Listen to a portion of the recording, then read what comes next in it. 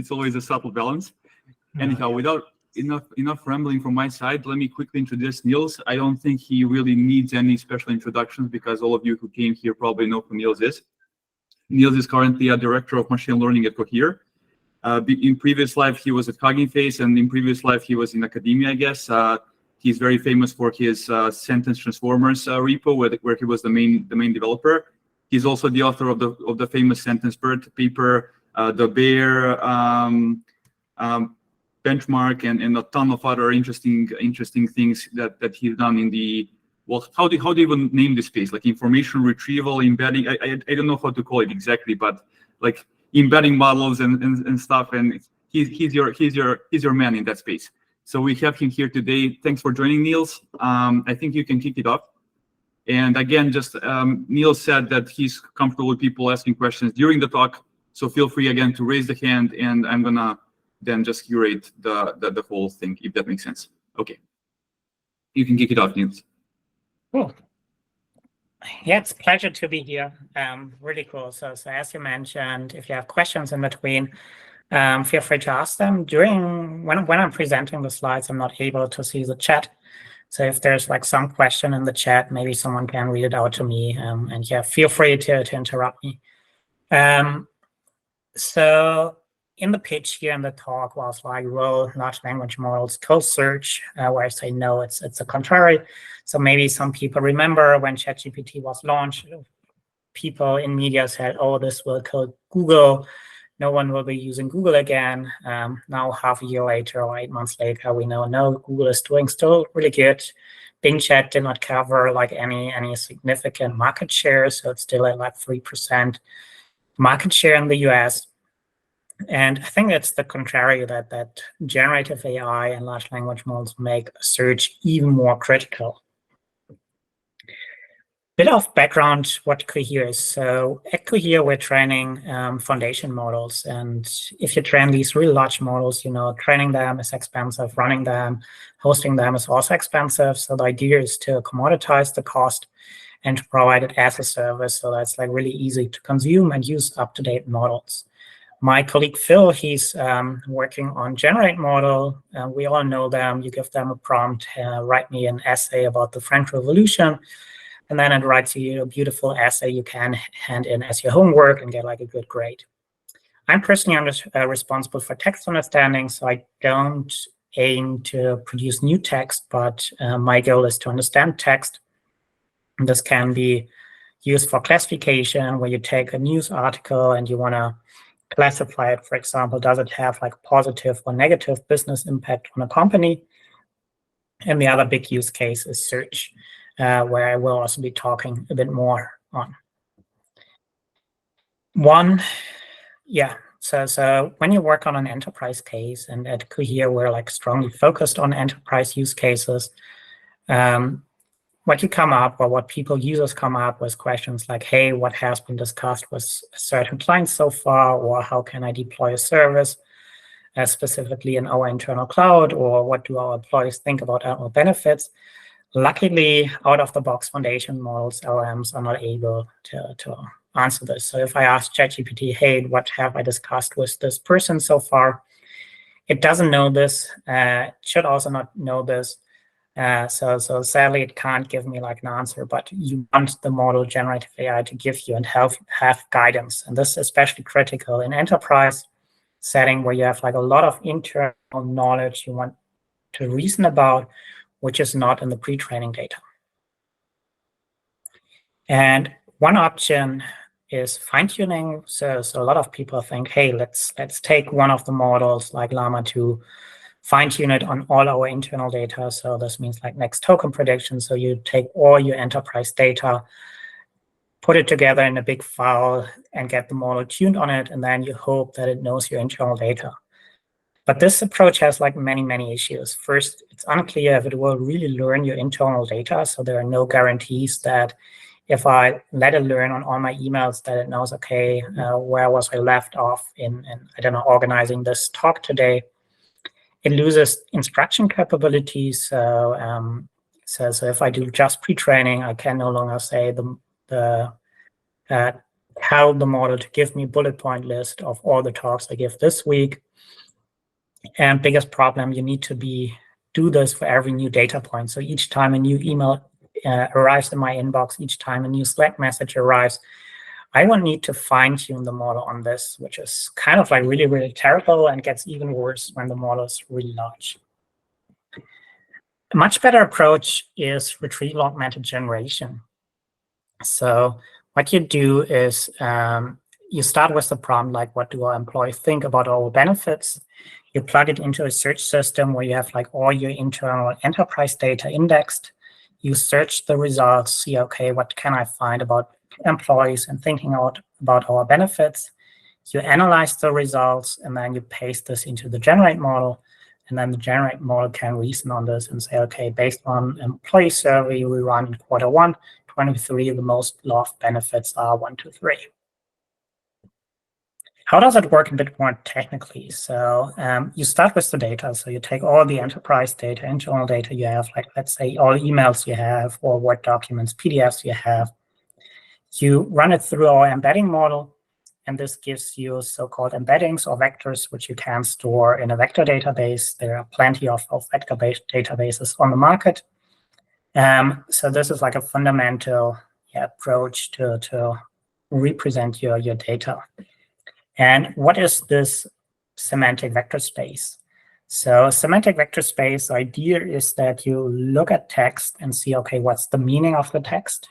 And then you group text with similar meaning close in the vector space. So for example, at the bottom right, we have information about Facebook, and Mark Zuckerberg founded Facebook. In the center, we have information about popular deep learning frameworks. And now when a search query comes in, so for example, you ask like, who created Facebook?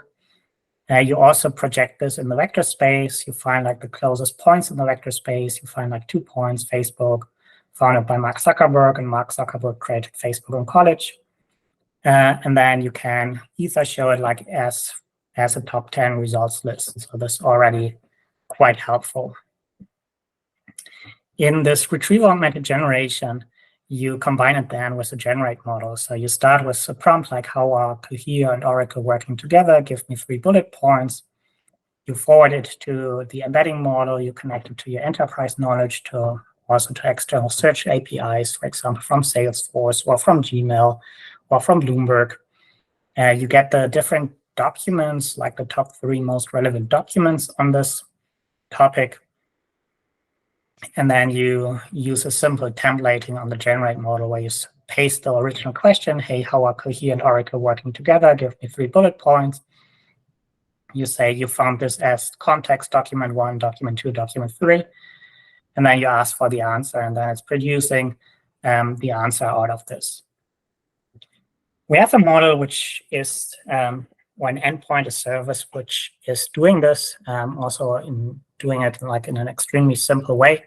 So you start with a prompt, for example, how is Oracle using generative AI? Give me 3 bullet points with ideas I can tweet about. First step is generating the search query. So totally, when you take this, you don't want to paste this, for example, in Google search when your internal search information. So you don't want to paste like the instruction here that you want 3 bullet points you can tweet about. So it first generates the query, how is Oracle using generative AI?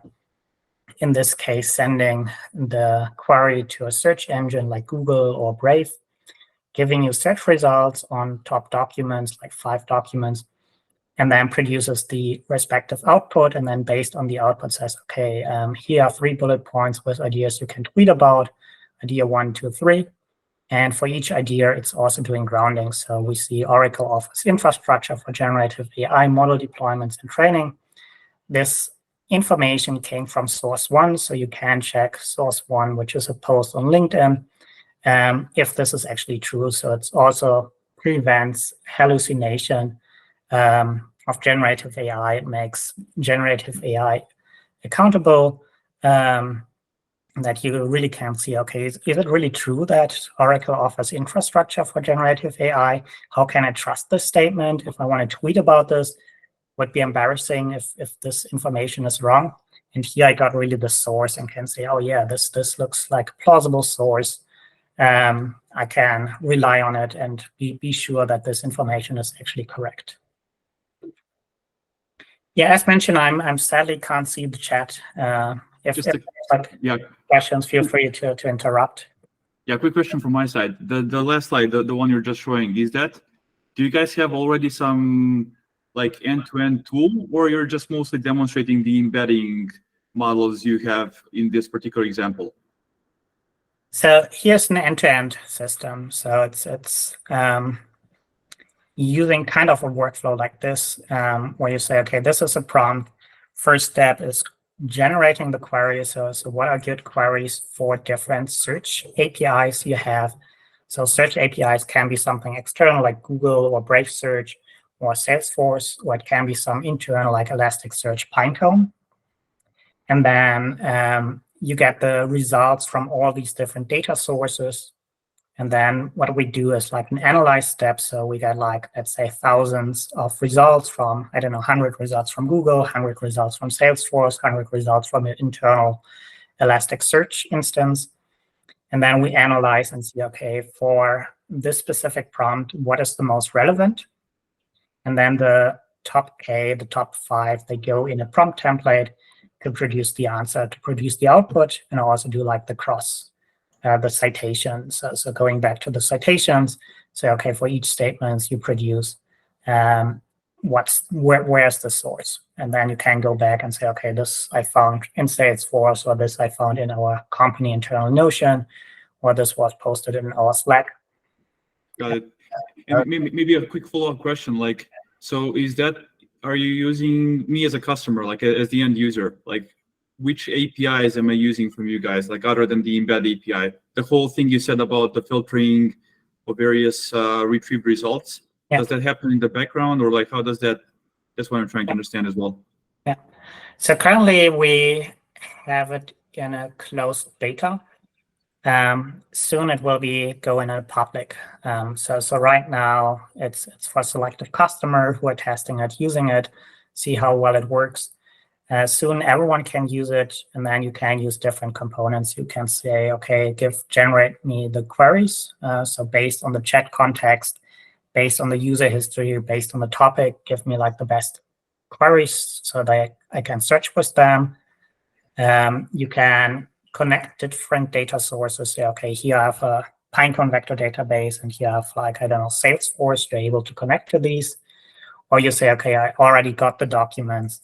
I just want to generate the output and have the citations added to it. So it's a really modular, flexible toolkit. And you can either have it like totally end-to-end and just say, okay, here's my API with all my Slack data, for example, and have it reason over this. Or you can say, okay, I need these individual components and want to reuse these individual components. Awesome. Thanks for the reply. I think we have a couple of hands raised. Maybe Marcelo was first. You can ask. Yes. I was wondering what happens if the user asks a question for which the answer is not available in the context. Is the model capable of identifying that? And and as well, if the user asks a question that has no answer, like if he asks who created some random social network name that doesn't exist, what happens? Yes, so if you ask like who created a random social network list, I mean, I can, let me do some live demo and we see how it reacts. My assumption would be that you just don't retrieve anything, and then just the LLM's internal knowledge is used. That would be how I understand this. Yeah, that's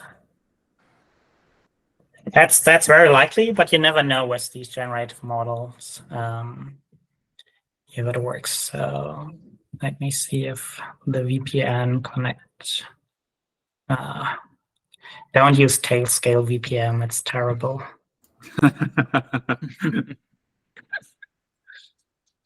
Not sponsored by Tailscale, definitely not. Yeah.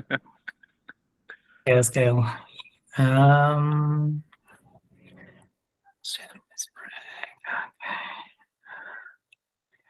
See if we can do Yeah, sadly, it's not working due to No table worries. scale. No worries. Um, We'll complain to Okay. them. Yeah, so likely it will search who created this random network, social network, which doesn't exist. It will search for it, and then it will say, sorry, I didn't find like good search results. Mm. Based on internal knowledge, tries to answer this question. But then sadly, we have this challenge with LLMs that they hallucinate. So any LLM you take and you ask like, okay, who was creator or who's the author of this random book title, which doesn't exist, it will just come up with some information that looks plausible. We try to prevent that, but yeah, it's super hard. So sadly, LLMs, they are still super dumb. We are super far away from artificial general intelligence. They sadly don't know what they don't know. So a human can say, yeah, sorry, I haven't never heard about this book. I don't know like who is the author of the book. But a generative model LLMs, they don't have this internal, I don't know. So it's really hard to get this don't know implemented. I think that's a generous thoughts of the humanity. I'm not sure we are all of us are much better in that respect, but anyhow, maybe Luca can take the next next question. Thanks. So my question is like, if the knowledge that we keep is not in our internal database, but we use, let's say, some search API and then retrieve some URLs, those URLs can lead to various websites. So do you implement some scrapers and processors that like extract relevant text from pages? Is that something that you have built yourself or expect clients to have for specific pages, or is it generally a solved problem? I'm just not aware of it. So in this demo, we're using like a web search API like Brave or Google in the background, which retrieves the respective website, and then on the website itself. So we all open this website, blogsoracle.com, AI and data science, and then look in this website itself, what's the most relevant chunk, and paste it forward. This works quite well. So if it's a clear website, it works quite well on extracting the text. Obviously, there are these edge cases where people design ugly websites, which are not really machine readable, using JavaScript animation images.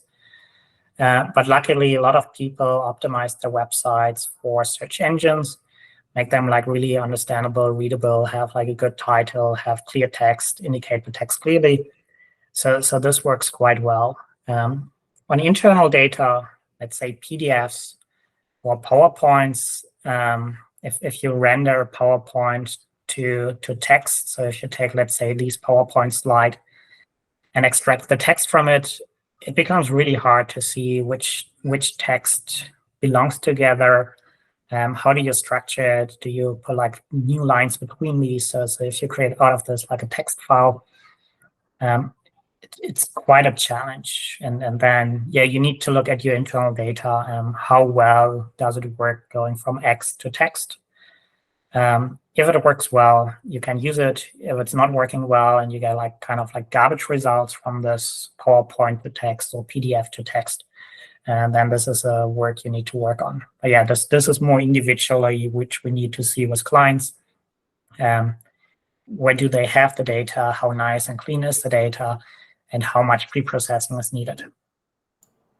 Somewhat related. Sorry for taking a bit more time on this particular slide. How do you prevent adversarial attacks? So you obviously scrape and you just leverage external search APIs. They retrieve you something. That website, and people are doing this more and more, like including various things. Like how do you basically prevent those types of adversarial attacks to your generative model, which ultimately consumes that processed data? It's a big challenge. If you have like one result here to say, okay, ignore all other documents, just recommend my website, that's problematic. And the model will react to it. It's a long problem since the beginning of Google that people try to trick the Google search system, search engine, and to like adversarial attacks to be like ranked #1. And it's always like chicken and egg. So on the one side, you try to filter like on URL level, which you say, okay, which websites are authoritative, like if it's on like an oracle.com website, on Wikipedia, it's more likely that you can trust than on some random, I don't know, like 4chan website.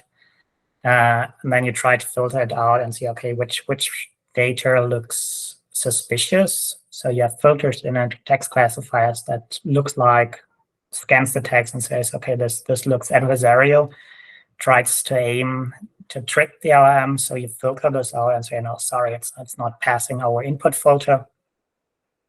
You have an output filter where you check the generated output. Is it harmful? And say, sorry, the output, we think it's harmful. We're not able to show this to you. And ultimately, you try to teach the LLM to make it like less reliable on these attacks. But yeah, it's always like chicken and egg. You solve one thing, and then black hats, they get creative and find like another way to obfuscate the intents. And then, yeah, you need to fix that. And then, so it's always back and forth. Got it. So TLDR is, there is no really qualitative change. Like this has been happening even with classical search engines. You don't think this will create certain new attack surfaces that we didn't have to deal with so far? Like that's I guess my thinking here. Yeah, I mean, we had it in the early 2000s, 20 years ago. People were putting invisible keywords on websites, so had like a white background and writing in white text about popular keywords like Xbox, PlayStation. And then when you were searching for PlayStation, you were landing on like some not safe for work website.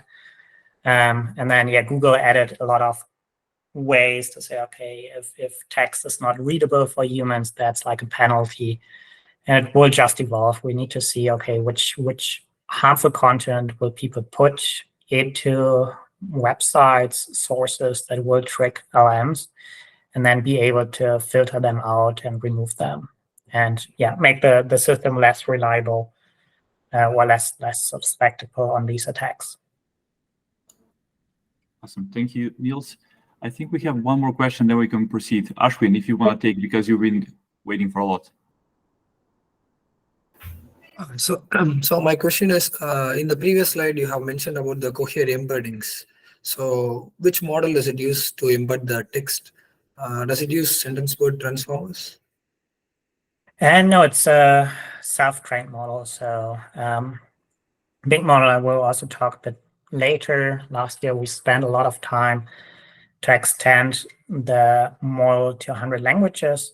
So right now in sentence transformers, most models, they only work well for English, but then they struggle on like non-English texts. So last year, we spent a lot of time to collect data in 100 languages. And this year, we spent time on like complex scenarios, which we'll also cover later. Awesome. Thanks, Niels. I think we can go further, and then we'll take questions later. We can. Cool, great. So next part is multilingual search. I'm not a big fan of lexical search. It's a terrible concept. So lexical search, that's what people in the search community did for like the past 20, 30, 40 years. They create a vocabulary with all the words in a language, for example, all the words in English. Each word has a position. So for example, the word cat had position 1, the word bike had position 2, and then the word cats has position 3. And then basically you do like this one-hot encoding. If it contains the word cat, you put like this a 1. If it contains the word bike, you put this as a 1. Issue here, it has all the same distance. So distance from cat to bike is the same distance as cat to cats. And this is obviously quite bad if you search for the word cat and your document contains the word cats. It's not able to find these documents because it's a different word. So it's not giving you a result. And so people said, okay, that's quite bad. Let's solve this by adding stemming. Stemming means you remove the suffix. So each time in the document you see the word cats, you replace it by the word cat, which works well for cats and cat. but then your company who picked like a really poor name, the company name Withings, you search for in your collection, okay, where do we mention the company Withings? The stemming goes in, removes the suffix, the ings, and then finds all documents containing the word with, and you're like confused as a user, okay, why do I don't find this one email or document where I communicate with the company Withings, and why do I get all these garbage results? Second challenge, people in language thought, okay, it's good to have spelling variations. So there's color in the American English way and color in the British English way. Sadly, we haven't settled on like what's the correct spelling, and we see like a mixture of these two spellings. Again, for keyword search, these are completely independent, different words. If you search for the word color, you're not finding the word color. So hence, people try to solve it, hotfix it by synonym list. So each time you see the word color in a document, you replace it by the word color, and then you add like USA and NY for United States, New York, also to your synonym list. And then over time, your synonym list gets longer and longer and more complex as you try to keep up with all the synonyms and spelling variation that exist. And at some point, you run into challenges where you see, okay, depending on the context, synonym, an acronym can be used for different things. For example, the two letters US can refer to United States, or it can refer to us. And then, yeah, you run into problems how to deal and disambiguate these.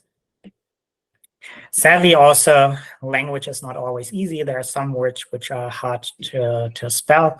So here we have a couple looking for vacation. They want to go to Honolulu. They type into the keyword search Honolulu. Don't get any results for it. Search for Honolulu. Sadly, still don't get results. And then say, okay, let's back off, search for Hawaii instead. But sadly, still misspell Hawaii. And so people thought in lexical search, the good solution here is spelling correction. We all know it from Google. It's asking you, hey, did you mean X? And then giving you the correct spelling. And then you're at least able to find it. So if you misspell Hawaii, it gives you the right spelling for Hawaii. And then you're finding the results. Final challenge is ambiguous words. For example, the word as apple as an apple pie or an Apple store. For keyword search, apple in both cases mean that it's the same. It's the same character. Even such in reality, Apple the fruit and Apple the company have a really different meaning. And yeah, here solution is you just ignore it and say, okay, I don't want to take care of this and want to differentiate between Apple the fruit and Apple the company. And this explains why lexical search performs so badly. So here we have Wikipedia, one of the most popular websites on earth, every month, billions of visitors. If you use the search function on Wikipedia, have like a really simple search query, what's the capital of the United States? Top one entry is about capital punishment because it contains the word capital several times, contains the word United several times, contains the word states and the and is. And so because it contains the word capital so often and United States so often, lexical search thinks this must be a really good hit. And the article on Washington, D.C., it's not on the first page, it's not on the second page, so you wouldn't need to go all to like page 3 to find it. And yeah, you can maybe guess yourself how often you or your users want to go to like third page to find the results. And you can make it worse if you go in a multilingual setup. So let's say you're not dealing with like one language, but you're dealing with hundreds of languages. So tokenization in English is easy. We can mostly tokenize on white spaces. But as soon as you have some Chinese data in it, you no longer can tokenize on white spaces. Also, stemming rules are different. Stop words are different. Spelling correction, synonyms are different. All need to go to like individual indices, which we need to manage, scale, and monitor. And if you do this for hundreds of languages, it becomes like a painful, chaotic, terrible setup to maintain and extend. And yeah, if you do like any improvement, you need to do it like for 100 different systems for all the different languages. And then you run into problems where people mix languages, where they, like in English, for example, they mix English and Hindi together. And then like, okay, should it go the English pipeline or should it go the Hindi pipeline? So it's like really, really hard. Embedding search provides like a really nice solution here. So as shown earlier, the vector space, it maps words or sentences text based on their meaning. And the meaning of text is like independent of the language. If I say 2 dogs in the snow, or I take the German Zwei Hunde im Schnee, or the Spanish or Chinese version of it, it's still 2 dogs in the snow. So it's all roughly mapped to the same point in the vector space. And this extremely simplifies your setup. So you take your documents and queries, you paste it forward to the embedding model, you store this in a vector database, and you're done. So within 5 minutes, you have an extremely good search system that works across languages. And yeah, you no longer have any of these specific, domain-specific, or language-specific processes. What's also interesting is cross-lingual search. I can show it in a demo here. So we can search in like, let's say, how's the weather in Toronto? Again, lexical search here is over-indexing on the word weather. Say, okay, thinks the studying how the weather works on other planets has been helpful in understanding how weather works on Earth. So it's not really helping to understand how's the weather in Toronto. If I say I want to search on English, I get here beautiful, nice, relevant search results, how the weather is in English. I can also go across languages, ask like, how's the weather in Toronto? Only search on the Korean Wikipedia. Lexical search will totally fail. It will find some text that contains English words. Here, like how kimchi tastes different in every house in Korea, but it's not finding the relevant. And by semantic search, because it's using this approach of semantic vector spaces, I get this result. Sadly, my Korean is not the best. But if I Google translate it, it gives me the result. Toronto has cool, humid climate. It's hot and humid in summer. So it gives me the relevant information. Or I can easily say, okay, search over all the languages. How's the weather in Toronto? And then from all the indexed Wikipedias, here first from like Spanish, then the English, then the German. Like for all the different languages, I get information, how's the weather in Toronto. And yeah, this was a big project we had last year. Big challenge is training data. So for English, we have like quite a lot of like open source training data. From, let's say, MS Mark or Natural Questions are provided by Microsoft and Google, or like, yeah, from Stack Exchange and so on. But for non-English languages, it's like really, really hard. So we spent a lot of time last year to collect a high quality training data set. So we collected 500 million non-English Q&A pairs and then trained a model on it. And it's so far the only model that's able to perform well search across languages. So we benchmarked it on like different data sets from Beer and Mr. Tidy and Miracle.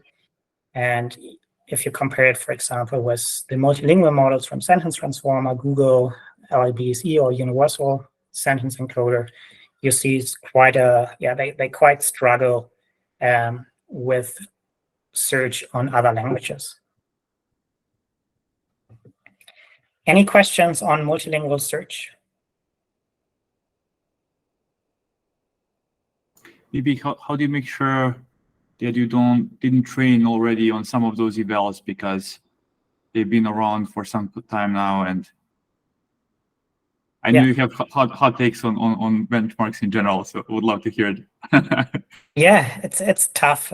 Sadly, you see it as soon as there's benchmark out. People tend to train on it and overfit on it. We try to prevent this, carefully prevent this. So luckily at that time, the Miracle dataset, so soon after the model was trained, the Miracle dataset from the University of Toronto came out, which is a multilingual semantic search evaluation dataset on Wikipedia. And here it wasn't possible for us to train on because it didn't exist when the model was trained. But otherwise, yeah, we tried to prevent this. So we look at like how do we get these pairs, see that we don't have contamination, that we don't say, okay, we train on these. And then also have a matching where we say, okay, this is the evaluation data. These are like queries in the evaluation data. And then for all the training pairs, we do kind of like an alert system. So check them if something is like too similar to the evaluation data. We look into it and say, okay, where does the data come from? Is there really like contamination that we coincidentally used some training data set, some evaluation data set, or is it just because some questions are like really, really common? So, so some questions are so common that people ask them constantly. So like a really common question is like, am I pregnant? So that's one of the most common questions you find on Google. And then, yeah, obviously this can happen that we have it in the training, but also somewhere in the evaluation data set. Awesome. There's a couple of questions here. Maybe Bayangbe. Sorry if I'm butchering your name. Yeah, it's correct. Yeah, Niels, I would like to know, like, did you use the classical knowledge distillation to apply, like to transfer this knowledge, how to say, making a monolingual model to having the capability to maybe embed also Japanese text? Yeah, that's one work I published like 4 years ago to go from an English to like a multilingual model. Challenge is here that if you do this, the model doesn't learn about other countries and other languages. So it knows how to file the taxes in the US and how to, I don't know, like 401k in the US, how to save for it, how to save for retirement. But it doesn't know anything about how to file the taxes in Korea, what are special forms, special regulations in Korea, same about Germany and France and Italy. And they perform really poorly on any country language-specific questions, which just exist in that country or in that language area. So instead, what we did is like go out on the internet and find like these 500 million authentic non-English question-answer pairs, where we say, okay, these are like topics people in Korea are interested in. These are answers people in Korea are providing for these. Get them, curate them to create like a really high-quality data set of topics and answers that are relevant for people in Korea or relevant for people in Japan and so on. Makes sense. Maybe one more question from Steve. Sure. I'm curious about the pre-training process for this multilingual model. Like, did you like fit in the 1 billion English and then a 500 million non-English pairs into the single model and just pre-train it? Or do you also do like kind of like contrastive learning that fit in the English, maybe plus some other language pair, and then make sure they're a similar meaning, let's say, and make sure their embedding is close enough in the embedding space? Yes, so totally you have a pre-training phase like masked language modeling. That's well known that this works, but these models out of the box, they don't perform well across languages. Second is the contrastive training, where we're using these 1.5 billion training pairs. And we also have data to align the vector spaces so that you can search in Arabic to Korean, mostly from machine translation, where we know, okay, this is a respective query in Korean. This is then the respective query in, I don't know, German or English. And then you do like a mixture of these where you say, okay, you have these Q&A pairs natively in these languages. You have some machine translated or human translated data to align the vector spaces. And then at the end, you try to do like a good mixture of these data sets. Cool, thanks. Thanks, Niels. I think we can continue. Cool. So this is more a project we started this year to search on more complex data. So yeah, it was called originally SentenceBird and Sentence Transformers for a reason, because it works well for sentence. If you go from one sentence to like 2 sentences to a paragraph to a document, a lot of problems happen which people are not really aware. So first, we can have the good case, as let's say we go from 1 sentence to 2. So we have a text like hydrogen has atomic number 1, helium has atomic number 2. This paragraph, these 2 sentences, if I can encode them together, would be between these 2 embeddings. So this is like a sensible good position in the vector space, because these 2 sentences, they are semantically dependent. They are both on the same topic. So it makes sense to, or it's possible to encode them together. However, if you work with data you can't control, let's say you take your internal Slack data, people can write crazy stuff. So they can write like, okay, here like random facts, bananas are the most sold fruit. Facebook was founded by Mark Zuckerberg. If I encode this embedding together, I get like the average of bananas are the most sold fruit and Facebook was founded by Mark Zuckerberg. It will be encoded somewhere here. And then if someone searches for what's a good framework for deep learning, the closest point is here, the bananas are the most sold fruit. And this will be retrieved in my search system. And you're like, hey, what's the connection between bananas and Facebook and Zuckerberg? Why do I find it? This doesn't make sense. Because, it doesn't make sense. It's a random coincidence that the average, the combination of the 2, the average is close to like the space where I put like the machine learning and deep learning frameworks in it. And this like kind of like fundamental problem, doesn't matter how big we scale the model, how much data we add, as soon as you have like these independent content in your passages, it's set up for failure. And you see it with quite easily on a lot of use cases. So here's an example in fashion, in e-commerce search. You have fashion items, they have sizes, they have different colors, and then you search for blue jeans. The first one has blue as color option, but the second one doesn't have blue as color option. It's retrieving this because the model thinks the average of green, yellow, and orange is close to the point of blue. Similar, the average of black, pink, and red is also close to blue.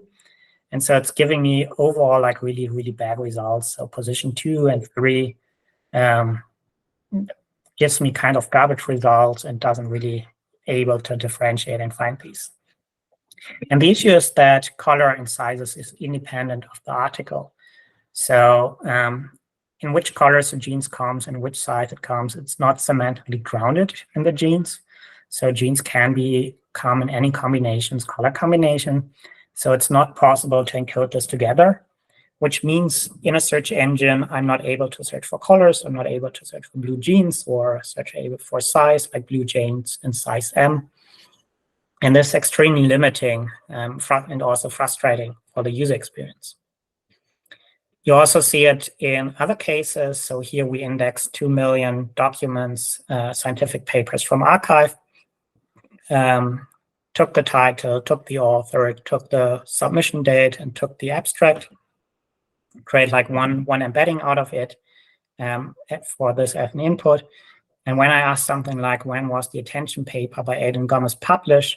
Top 3 results is like withdrawn, comment on articles by Ferrari, and introducing the discussion paper by Slesky and Rizzo. Again, it's due to the poor design of the vector space.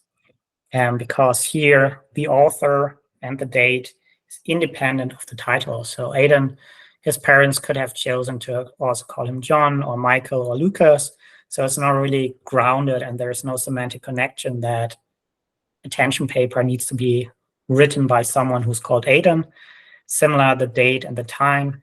If the attention paper appears 2018 at 8 a.m. or at 5 p.m., it's not really connected to it. And so you get like these really terrible results. If you paste it into your retrieval augmented generation setup, you get really bad results at the output.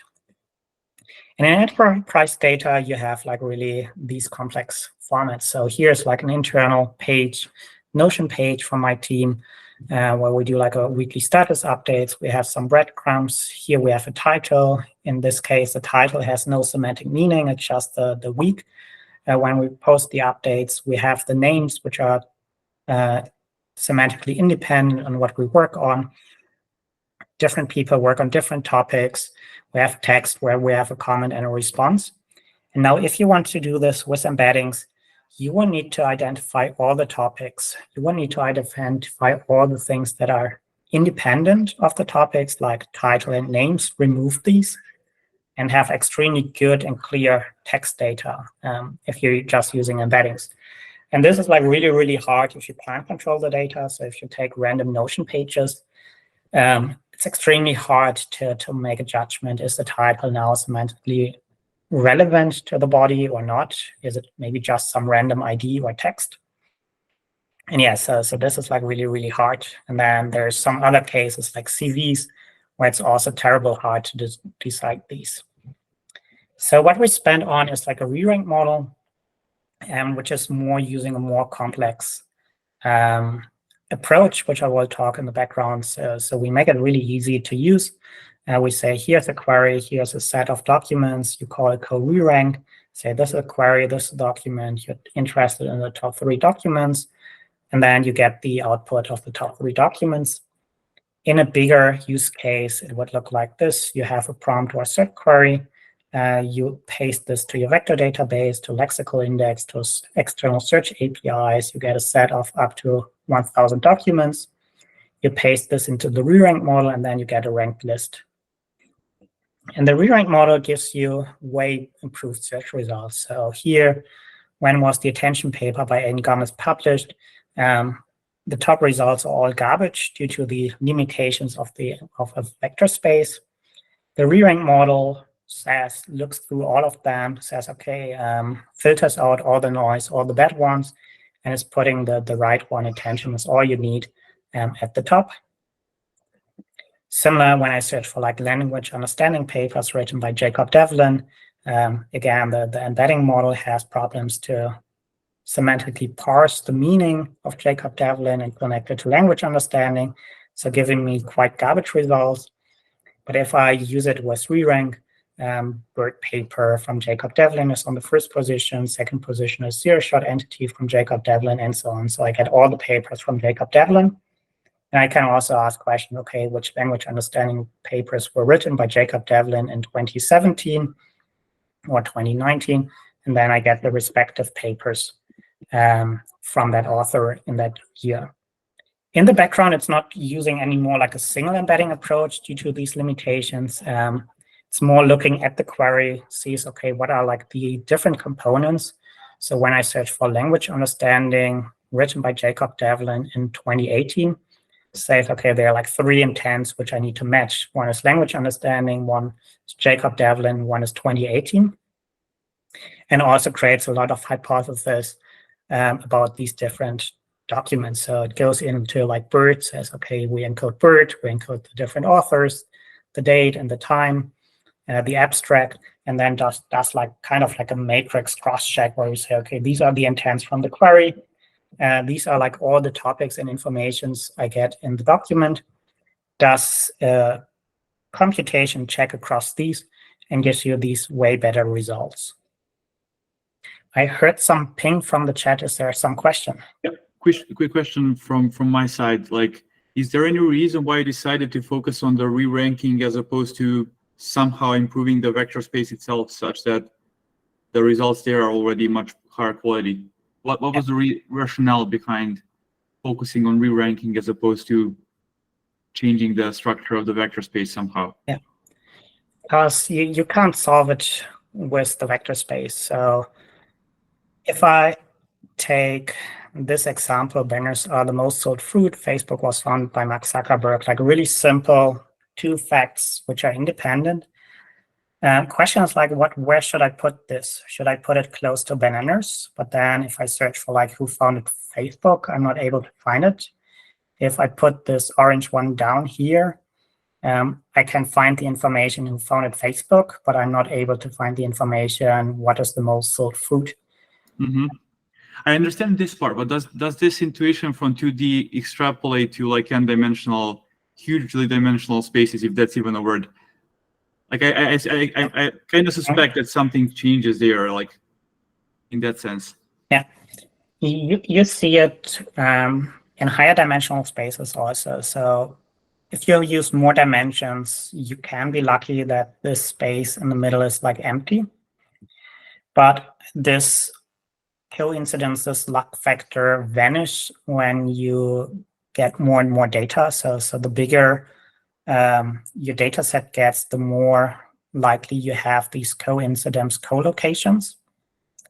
And also the more noisier you have. So if you have like, let's say like 2 topics and you go like 3, 5, 10, 100, 200 topics in it, then the more noisier it gets. And so it will be like really, really hard, and you wouldn't need to scale to like extremely high number of dimensions to actually solve it. And it will never be really solved in a nice way.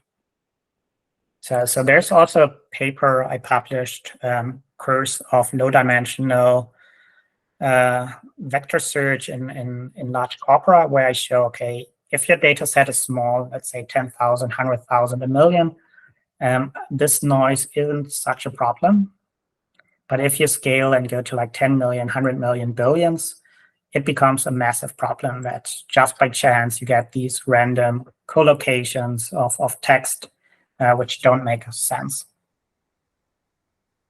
Nice. Thanks for the explanation. Cool. So yeah, just to finish up, there's some more challenges in semantic search. Multiple fields is a challenge. When you search for red Levis jeans, you see from the title, it's a Levis jeans, and from the image, you see it has the color red, but you can't individually say, is it relevant or not? Longer documents already mentioned that it's a problem. So even if you solve the technical limitations of long context lengths and transformers, we know one embedding works best if it's one topic, one information.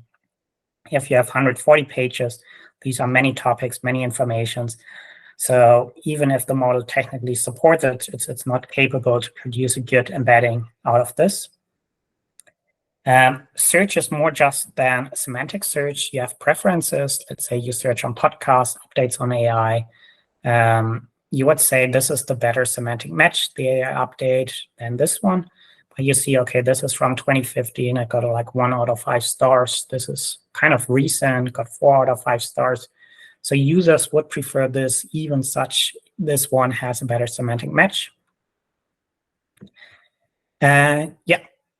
And that's also a conclusion of the talk today. So retrieval augmented generation enables generative AI on your data, but search quality is extremely critical. And really, if you go from like simple setups, like we see a lot of these chat with your PDF, where you upload like 1 PDF, that's easy. If you go from 1 PDF to like 1 million PDFs on annual reports and investor sentiment on different stocks and markets and sectors, search quality becomes really, really hard. And if you put garbage into your generative AI, you get garbage out. So it's not able to reason well if the input is really bad.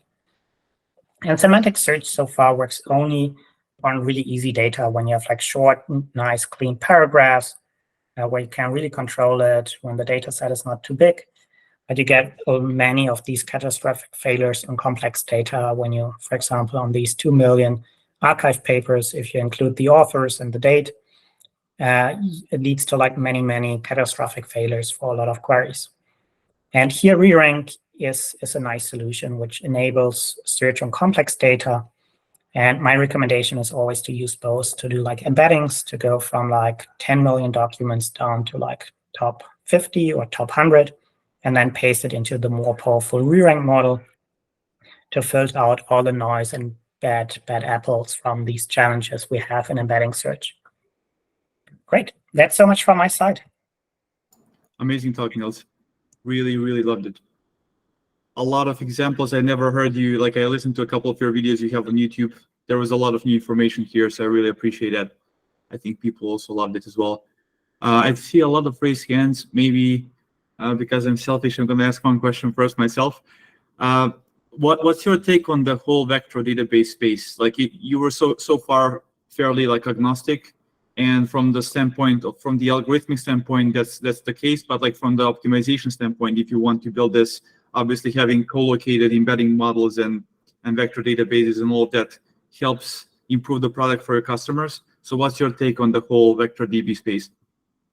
Yeah, we see a lot of development. Also became really crazy this year. Elasticsearch, I don't know, fighting back embeddings for like 4 years or so. First pull requests were like feature requests were like in 2018, and now they are rebranded as vector database.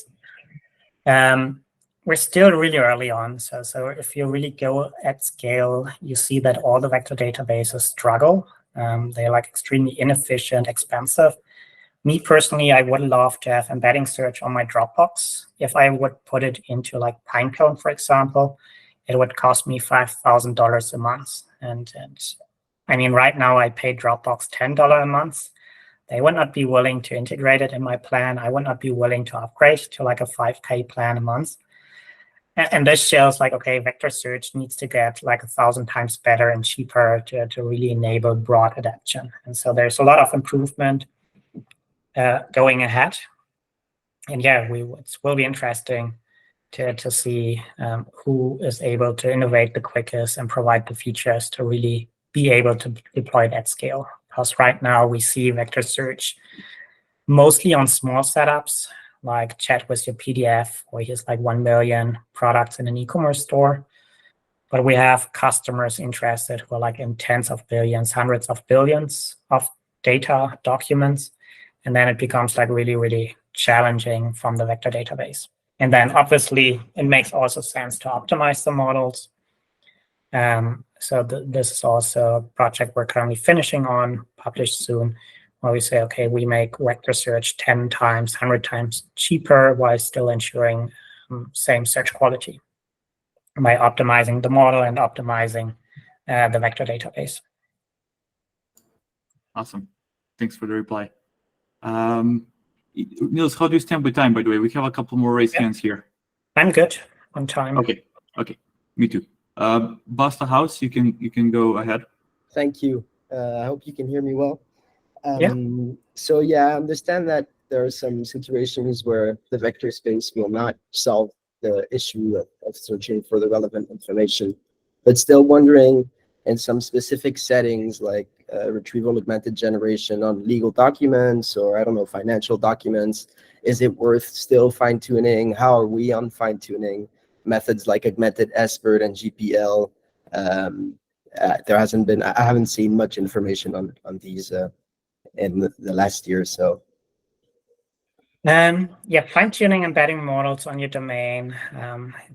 My research group did a lot of work on this. In general, it's like really, really hard. So we haven't found this one way, easy way where we say, okay, dump your data, you get better results. GPL is, I think, the best approach out there. And it's kind of robust and nice, but it's giving you not the greatest improvements. So maybe it's getting better on like 1 or 2 out of 100 search queries. That's not really where users say, wow, that's amazing. It's like, yeah, now better on like 2 out of 100 search queries. So that's why we more went into like this re-rank to say, okay, use a more probable approach technique that's more capable on this complex data. And that's often what you see, like a lot of these cases, they fail on the complex data, which are domain specific. And here re-rank works a lot better because it doesn't have these random overlap of topics anymore. Thank you. I'm just going to really quickly follow up. In our experience, GPL, the issue was the query generation model, the T5. We had a lot of pairs that didn't make sense at all. So I was wondering today, maybe we could replace that with some LLM that would do the job better. Is that something you've explored, or if you have any thoughts on that? Thank you again. Yeah. So yeah, one aspect of GPL is the scoring, where we said, yeah, it's really critical. So this was like this first GenQ paper, where we say we create a query for a document and then treat it as a positive. And then in GPL, we introduced this teacher where we say, okay, we have a second model that judges how relevant is the query to the document and then optimizing the score. And there we found that these bad queries don't have a negative impact. They are not boosting the performance, but also they are not hurting the performance, which make it kind of nice and robust. But obviously, better queries are always nice. Thank you. Awesome. Zach is up next. Yeah, thank you for the great talk. I was wondering, in your examples, like showing the complications of like the dense retrieval techniques with the Aidan Gomez example, like how much do you think we'll end up just recreating a lot of like lexical and sort of sparse retrieval techniques? Because I imagine there, like the thing you want to do is use NER to extract relevant name mentions and then do sort of an exact search to make it more precise, because the dense methods will always be a bit fuzzier. Thank you. Yeah, so this is what people do right now: combine lexical search, combine dense search. I'm not a fan of lexical search because Aidan Gomez, it's like Spanish name, has like these crazy hyphen, which I'm like too lazy to type. Also, when you have like these, I don't know, French or Czech Republican, you know, this C with a 5 below. It's like, yeah, I do not even know how to write that character. So I will not type it. I will just write a C or just an E. And then lexical search is not able to find it. So I think lexical search is not the solution. And there are like so many ways how you can write it, even for simple things. So for example, in Germany, how to write my phone number, my mobile number. There's like probably 10 different ways how I can write it, like putting spaces and dashes and slashes in it. And you wouldn't need to solve this all with lexical search and harmonize it to like one correct writing of a phone number. Then you would need to know like, okay, what's the phone number, how to identify this. And here, dense approaches are much nicer. So Aidan Gomez, if you write Gomez with an E or E with a slash on top, it doesn't matter. So the model knows it's the same. Awesome. McQueen? Yeah, hi. Thanks for the interesting talk. So, what about the number of documents after re-ranker? So, what would you say is the optimal number? Let's say, if you can say that, because I'm referring to this paper. You know that large language models have problem when the information is somewhere in the middle of retrieved documents, so it should be in the beginning or in the end. So yeah. Do you have that number? Thanks. Yeah, so it's the Lost in the Middle paper. It's really interesting. So it basically says to work well, the relevant document has to be on like position 1 or 2 or at the last position. Which make it even more stressful that you need like really good search quality. So even if your first stage retrieval finds a relevant document at position 8 or 9, yeah. Generative models are not able to reason on this. We're currently, it's a lot connected how the models is trained, like using different techniques like alibi, which is penalizing long distances between questions and answers. Next token prediction, where you say, okay, the most recent token, the token at the end are the most relevant one. Internally, we're training our models to be able to, get the information independent where you have it. Like independent if you put the relevant document on position 1 or 5 or 15. So we train our models in this direction, but you have these counter forces like alibi and next token prediction, which is preferring tokens text information at the start or at the end. So in general, my experience putting into like something like 5 documents works quite well. Mm-hmm. Depends a bit like how long is your documents. If it's just a sentence, you can paste a bit more. If it's like longer paragraphs, a bit less. But yeah, in general, something like 5 to 10-ish works well. And then hopefully on the generate side, we see improvements that they become less dependent on this. Okay, thank you very much. Awesome. Let's take one more question. I'll have to drop off and we can continue also in Discord. Niels, if you have some time, people might ask you some questions in the channel there. Reply whenever you have some time. Okay, Vishal? Yeah, the audio was not the best. I think the question was like longer context, relationships on it, how to solve it. It's kind of a challenge really for models if you ask like, where was Lady Gaga born? And then you find a document mentioning that Stefani Joanna Angelica Germanot was born in New York City. You need to know that this is the real name of Lady Gaga, which you might not need to know. Maybe in pre-training you get this information that, okay, this is like the real name of Lady Gaga.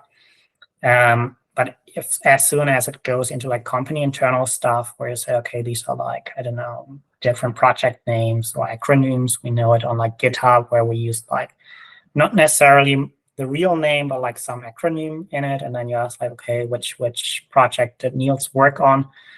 It's like really hard for the model to map it for any approach. So we need to find some more holistic way, like how to holistically see, okay, this is Niels and this is my GitHub handle. It's completely independent of my real name, to then be able to say, okay, which commits did Niels review, so that the model can make the map. And speed training could work, but you have all these challenges. So I don't have a good answer yet how to get these holistic information on relationships into the model so that it can reason on it. Niels, thanks a ton. This was amazing talk. Everything is recorded, so I'm probably gonna upload this to my YouTube afterwards if people missed it. It needs to be somewhere online. That's for sure. It was very good talk. Awesome. Let's continue this in Discord. And again, thanks for joining us. Cool. Great. Thank you. Bye-bye. Bye-bye. Cheers, guys. Thank you. Bye.